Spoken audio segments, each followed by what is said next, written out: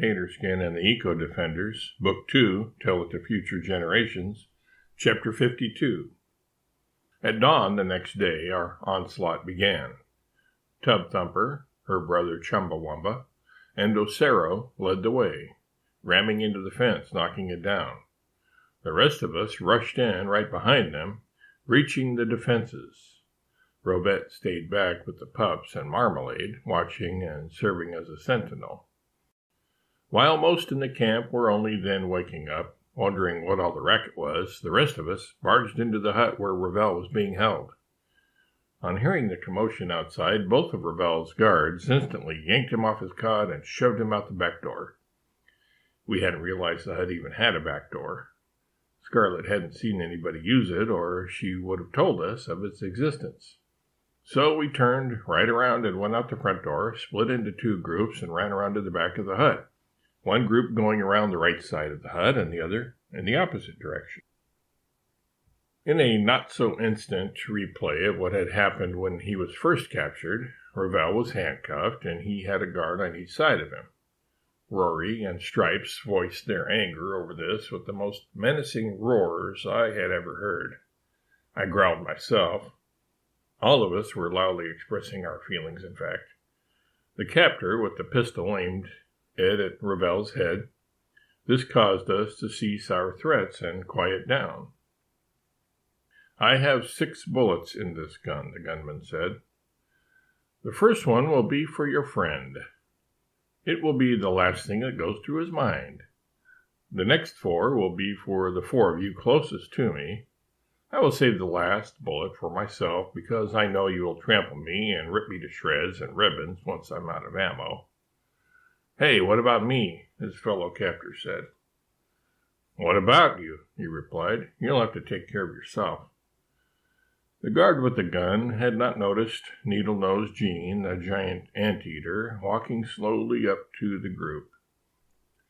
Even when he did and saw that the anteater had approached within a couple of feet of him, he was more nervous about Stripes and Rory, who were doing nothing to disguise the hatred in their eyes, and the new Amazons, clutching spears with their arms flung back, as well as the Terrena warriors with their arrows at the ready, than he was about the awkward-looking beast in front of him.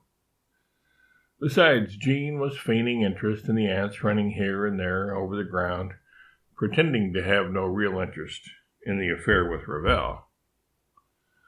Suddenly, though, Jean took a quick step toward Ravel and the 2 goons, and in a lightning-fast motion, stuck out his 2-foot-long tongue, wrapped it around the pistol, and flung it in a wide arc behind himself into the jungle.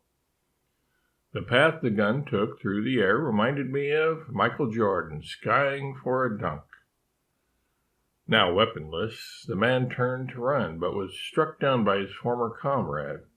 "Take that, you backstabber," he said. The few other men in the small compound had been surrounded by members of our team and had quickly surrendered. We rounded them up and gave them an ultimatum. They would be allowed to leave, but only if they didn't interfere with our operation to shut down the mine. They readily agreed, but we didn't trust them to simply go away without raising an alarm or rejoining their comrades and fellow conspirators at the mine site. "A poison dart frog will ride along with each of you on your back," Albert told them. "You are to go to the west edge of the pit and watch our handiwork. If you don't go there, you will be bitten by the amphibian froggy-backing on you.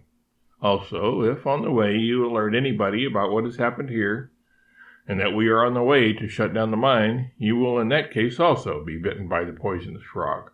In fact, if you attempt to stop us or in any way hinder our efforts, you will be bitten. On the other hand, if you stay back, stay away from the action, and don't work against us in any way, the frogs will jump off your back when all is over, and you will then be able to leave. Understand?" They said they did. We believed them. They had been giving us their rapt attention. "And one more thing," Albert said. "Once we have shut down the mine and you get away from here, you are to tell everybody exactly what happened. and let them know the same thing will happen to anyone, anywhere within the basin who harms humankind, animal kind, or the earth. Is that clear? We knew it was clear to them, of course, and even if we told them not to tell about the events of the day, they would still do it. It's not something they could just bottle up. Many, perhaps most, people would not at first believe it. After all, a bunch of talking animals and Indians and new Amazons taking down a large mining operation? Who could imagine such a thing? We could. We did. And we would soon be a more formidable foe to the forces of ecological mayhem than ever before. Why? Not only had we gained in numbers, with hundreds of millions of animals on our side, as well as the Terrena warriors on the new Amazons, but the giganticizing of Draco and Rinky had given Alexis an idea.